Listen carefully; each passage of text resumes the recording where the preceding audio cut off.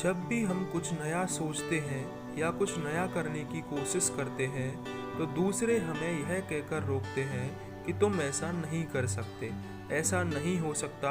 और हम अपना इरादा यह सोचकर बदल देते हैं कि वाकई में यह नहीं कर सकते और हार मान लेते हैं। इसका मुख्य कारण है अपने ऊपर भरोसा नहीं होना, अपनी शक्तियों पर भरोसा नहीं होना, अपने काम पर भरोसा नहीं होना।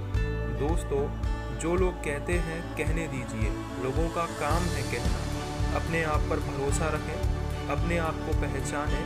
दोस्तों, अगर जीत निश्चित हो तो कायर भी लड़ जाते हैं। बहादुर वो कहलाते हैं जो हार निश्चित हो फिर भी मैदान नहीं छोड़ते। इसको एक कहानी के माध्यम से समझते हैं। एक जंगल में बरगद का पेड़ था। उस पेड़ के ऊपर एक चील घोंसला बनाकर रहती थी।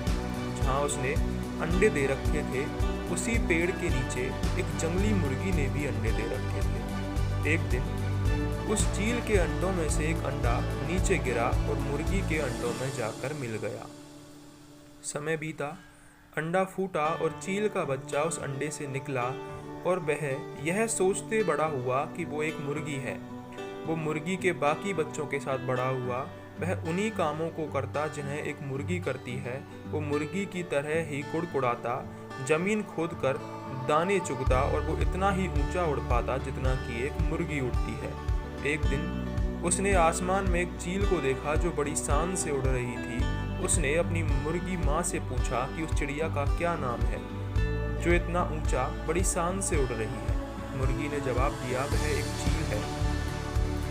फिर चील के बच्चे ने पूछा, माँ मैं इतना ऊंचा क्यों नहीं उड़ पाता? मुर्गी बोली, तुम इतना ऊंचा नहीं उड़ सकते क्योंकि तुम एक मुर्गे हो।